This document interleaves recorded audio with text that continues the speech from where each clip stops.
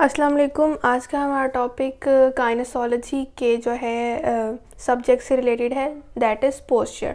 Lecture को start करने से पहले मैं बताती चलूँ कि आप मेरे channel daily dose of education को लाइक करें, शेयर करें और सब्सक्राइब करें और बेल आइकन पर क्लिक करके ऑल वीडियोज़ को सिलेक्ट करें ताकि आपको नए आने वाली वीडियोज़ की नोटिफिकेशन मिलती रहे। तो आज का हमारा टॉपिक है पोस्चर पे। पोस्चर को हमने आज डिफ़ाइन करना है कि क्या हमारे पास पोस्चर जो है ये काइनेसोलॉजी के एसोसिएशन में क्या हमारे पास मीनिंग रखता है, उसकी टाइप्स को हमने देखना है और उनकी सब टाइप्स को भी हमने आज के लेक्चर में कवर अप करना है। तो पोस्चर के लिए एक एक्रोनिम जो है वो बहुत ज़्यादा फेमस है। हमारे डीपीटी के डिपार्टमेंट में जो काइनेसोलॉजी के स्टूडेंट्स को ये पोस्चर को इस तरह से जो है वो समझाया जाता है ताकि आपको आसानी से अंडरस्टैंड कराया जा सके कि असल में पोस्चर का मतलब क्या है, क्योंकि अगर आपको पोस्चर का नहीं पता चलेगा तो फिर आपको आगे की डिस्कशन भी समझ नहीं आएगी। तो पोस्चर हमारे पास क्या होता है कि अगर हम एक्रोनिम को लेकर चलें तो POSTURE इन सब के आगे उन्होंने वो तमाम इवेंट्स लिखे हुए हैं जो एक गुड पोस्चर में प्रेजेंट होने चाहिए। P की बात करें तो उसमें उन्होंने लिखा है pelvis is neutral with weight distributed. Pelvis हमारे पास क्या है कि हमारे पास ये एक विंग और दूसरी तरफ एक विंग हमारे पास होता है। हिप बोन्स होती हैं जो कि 3 बोन्स का आपस में फ्यूजन होती हैं। आप प्रीवियस स्टैंडर्ड्स में पढ़कर आ चुके हैं कि 2 हिप बोन्स होती हैं और वो 2 हिप बोन्स जो हैं ये हिप बोन्स जो हैं ये 3 बोन्स का आपस में फ्यूजन होती हैं। और 3 बोन्स वो कौन सी होती हैं जिनके फ्यूजन से, ये जो मैं लाइन ड्रॉ कर रही हूँ ये असल में फ्यूजन उनकी दिखा रही हूँ कि ये 3 बोन्स जो है ऑन ईच साइड ये फ्यूज़ करती हैं और 2 हिप बोन्स बना लेती हैं। उनके नाम है इलियम, इस्कियम एंड प्यूबिस।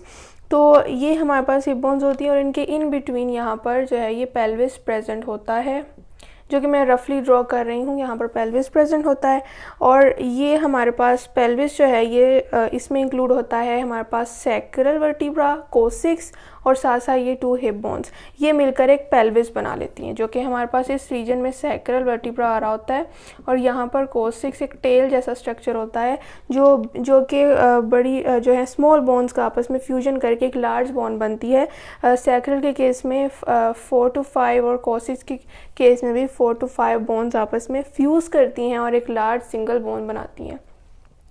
तो 2 हिप बोन्स, सैक्रल और कोसिक्स वर्टिब्रा आपस में मिलकर पेल्विस का जो है वो पूरा स्ट्रक्चर बनाते हैं। पेल्विस हमारे थाई यानी लोअर लिम्स को हमारे एब्डोमेन के साथ कनेक्ट करता है, या हम कह सकते हैं कि हमारे एक्सियल स्केलेटन को हमारे लोअर लिम्स के साथ कनेक्ट करता है। तो हमारे पास पोस्चर क्या होता है कि पोस्चर में हमारे पास यानी एक स्टैंडिंग पोस्चर में जो कि हमारे पास एक गुड पोस्चर है उसमें पेल्विस न्यूट्रल होता है, यानी ये रीजन हमारे पास न्यूट्रल होता है, स्टेबल होता है और वेट इसमें डिस्ट्रीब्यूटेड होता है, यानी 2 हाफ्स में वेट डिस्ट्रीब्यूटेड होगा और उसके बाद लोअर लेग्स की तरफ जो है वो वेट ट्रांसमिट होगा। दूसरा है O, on the whole foot. हमारे दोनों फुट पर हमारा बॉडी का पूरा वेट जो है वो ट्रांसमिट हो रहा होगा जब हम एक गुड पोस्चर में अपनी पोजीशन को मेंटेन करेंगे। थर्ड है हमारे पास स्टेबल जॉइंट्स। जो हमारे पास जॉइंट्स हैं वो हमारे पास पोस्चर में स्टेबल पोजीशन में मेंटेन होंगे। T for tight abdomens. Abdominals हमारे पास क्या होते हैं, जो हमारा टमी वाला रीजन है उसमें कुछ एब्डोमेंस प्रेजेंट होते हैं, एब्डोमिनल विजरा प्रेजेंट होते हैं, वो मसल्स हमारे पास टाइट होंगे in case of good erect posture. एक स्टैंडिंग पोस्चर की मैं बात कर रही हूँ, जिसको हम लेटरली अगर व्यू करें तो हमें ये तमाम चीज़ें जो है ये इंडिकेट हो जाएंगी। U for upright ribs. Rib जो है वो अपराइट होंगी इरेक्ट पोजीशन में। और R फॉर रिट्रैक्टेड शोल्डर्स।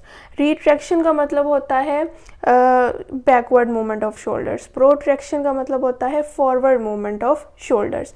तो रिट्रैक्टेड शोल्डर्स होते हैं यानी बैक और बैकवर्ड जो है वो हमारे पास शोल्डर्स मूव कर जाते हैं इरेक्ट पोजीशन में, इरेक्ट स्टैंडिंग में। और ईयर्स जो हैं ये ओवर शोल्डर्स, यानी जब हमारे पास इरेक्ट स्टैंडिंग में शोल्डर्स जो हैं ये बैकवर्ड मूव कर जाएंगे तो हमारे पास जो ईयर्स और शोल्डर का अगर हम लेटरल व्यू देखें तो वो एक दूसरे के बिल्कुल लेवल पर होंगे, यानी ईयर बिल्कुल शोल्डर्स के ओवर होंगे। तो ये हमारे पास एक पोस्चर को डिफ़ाइन करने के लिए एक्रोनिम बनाया जाता है, जिससे सारे इवेंट्स पोस्चर के इसमें कवर अप हो जाते हैं और एक बेटर अंडरस्टैंडिंग भी होती है। अब हम बात करते हैं पोस्चर की डेफिनेशन की। तो पोस्चर हमारे पास एक पोजीशन होती है, एक एटीट्यूड होता है बॉडी का, जिसमें भी वो अपनी पोजीशन को मेंटेन करता है। अब ये पोजीशन या एटीट्यूड बॉडी का सपोर्ट होता है ड्यूरिंग मस्कुलर इनएक्टिविटी में भी, यानी जब मसल्स ना भी काम कर रहे हों तब भी इसको सपोर्ट प्रोवाइड होती है। या हमारे पास coordinated action of muscle groups, बहुत सारा मसल्स आपस में ग्रुप की फॉर्म में काम कर रहे होते हैं, उनमें एक कोऑर्डिनेशन पाया जाता है, उसके थ्रू भी हम एक पोजीशन को मेंटेन और स्टेबल कर सकते हैं।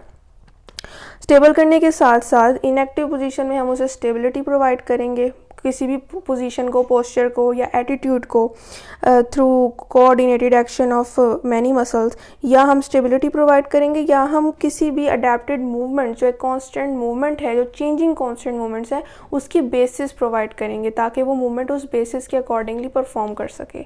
तो मैं दोबारा रिपीट कर दूँ, पोस्चर एक ज़ाहिर है एक कॉम्प्लिकेटेड चीज़ है समझने के लिए। तो पोस्चर हमारे पास कोई भी बॉडी की पोजीशन है जो उसने अज्यूम की है, या कोई एटीट्यूड है बॉडी का, और वो बॉडी का एटीट्यूड जो है या दो तरह से कंट्रोल होगा या मेंटेन होगा। एक तो हमारे पास मस्कुलर इनएक्टिविटी में भी सपोर्ट किया जाएगा और इसको सपोर्ट प्रोवाइड की जाएगी कोऑर्डिनेटेड मसल ग्रुप एक्शन की वजह से भी, और ये दोनों जो है ये सपोर्ट्स प्रोवाइड की जाती हैं किसी भी पोजीशन को मेंटेन करने के लिए, यानी स्टेबिलिटी प्रोवाइड करने के लिए, या तो एक कोई भी कांस्टेंट मूवमेंट की बेसिस प्रोवाइड करने के लिए। जैसे कि वॉकिंग, रनिंग है, उसमें कॉन्स्टेंटली हमारे पास एक मूवमेंट रिक्वायर्ड होती है, तो उसकी बेस प्रोवाइड करने के लिए मसल्स इन्वॉल्व होते हैं। हम जब अब टाइप्स पढ़ेंगे पोस्चर की तो हमारे पास ये सारी बातें यहाँ पर क्लियर हो जाएंगी। टाइप्स ऑफ पोस्चर की बात करें तो हमारे पास 2 टाइप्स हैं पोस्चर्स के, इनएक्टिव पोस्चर्स और एक्टिव पोस्चर्स। इनएक्टिव पोस्चर्स हमारे पास कौन से पोस्चर्स होते हैं जिसमें बिल्कुल मस्कुलर इनएक्टिविटी जिसे हम कहें इन्वॉल्व होती है, इसमें मसल्स बिल्कुल रिलैक्स होते हैं, और ये जनरल रिलैक्सेशन को प्रमोट करने के लिए इनएक्टिव पोस्चर जो हैं हमारी फील्ड में यूज़ होते हैं। उसके साथ साथ इनएक्टिव पोस्चर्स में हमारी बॉडी बिल्कुल रिलैक्स होती है, इसमें कोई भी मसल्स वर्क नहीं कर रहे होते, बहुत ही मिनिमल मसल जो है वो वर्क हो रहा होता है, और ये पोस्चर हम ज़्यादातर तब अडॉप्ट करते हैं जब हम रेस्टिंग या स्लीपिंग पोजीशन में होते हैं, तब हम ऐसे एटीट्यूड को अडॉप्ट करते हैं। फिर हमारे पास है एक्टिव पोस्चर्स। एक्टिव पोस्चर्स को स्टडी करने से पहले मैं बताऊं कि इसकी सब टाइप्स भी हैं, स्टैटिक पोस्चर्स और डायनामिक पोस्चर्स। एक्टिव पोस्चर जो जनरली हम देखें तो हमारे पास एक ऐसा पोस्चर है जिसको मेंटेन करने के लिए हमें कोऑर्डिनेशन जो है वो प्रोवाइड होती है मसल्स की, यानी मसल्स जो हैं यहाँ पर इस केस में ग्रुप में काम कर रहे होते हैं, कोऑर्डिनेशन जो है उनमें पाई जाती है किसी भी एक्टिव पोस्चर में, ताकि मूवमेंट को बेस प्रोवाइड की जा सके और एक्टिव पोस्चर को मेंटेन रखा जा सके, यानी इसमें बहुत से मसल्स इन्वॉल्व होते हैं। अब हम इसकी बात करें कि स्टैटिक और डायनामिक पोस्चर जो इसकी सब टाइप्स हैं, इनकी क्या क्या डिफ्रेंसिएशंस हैं। तो स्टैटिक पोस्चर्स हमारे पास वो पोस्चर होते हैं जिसमें बॉडी जो है ये मूवमेंट शो नहीं कर रही होती। स्टैटिक के वर्ड से ही आपको इस चीज़ का अंदाज़ा हो गया होगा कि स्टैटिक पोस्चर्स वो हैं जो कि हमारे पास एक स्टेबल पोस्चर्स हैं, एक पर्टिकुलर पोजीशन में मेंटेन पोस्चर्स हैं।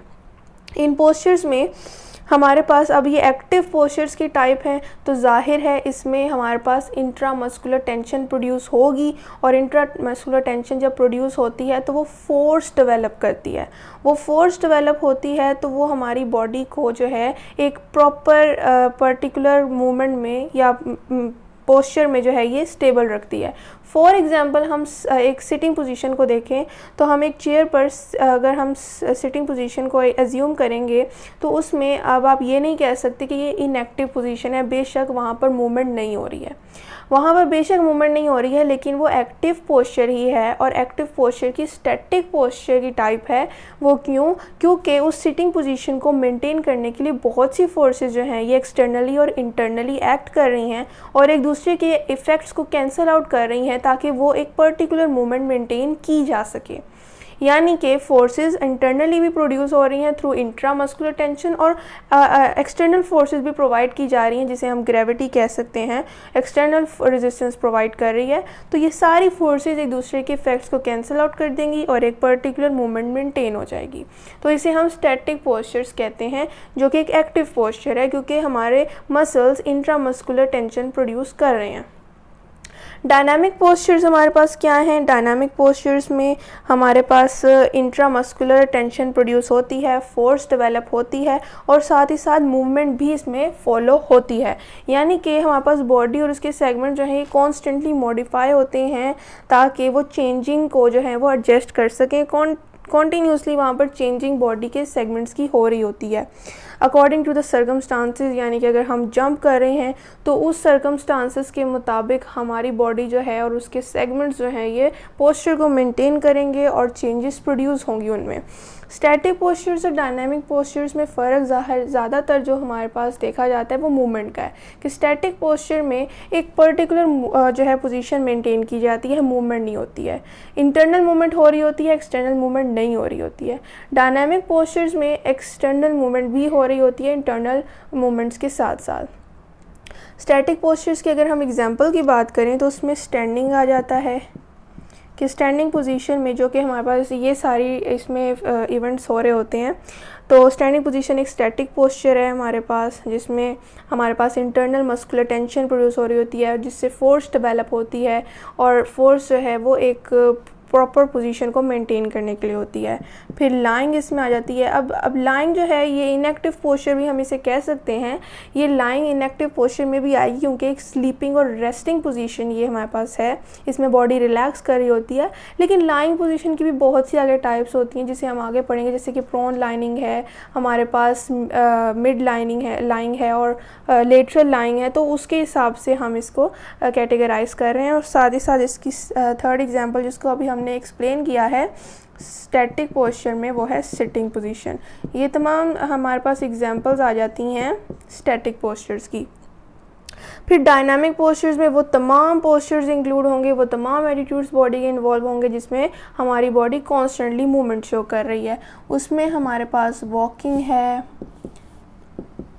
रनिंग है, स्विमिंग है, जंपिंग है, जिसमें हमारी बॉडी कंटिन्यूसली मॉडिफाई हो रही है, चेंजिंग उसमें हो रही है अकॉर्डिंग टू द सर्कमस्टांसेस।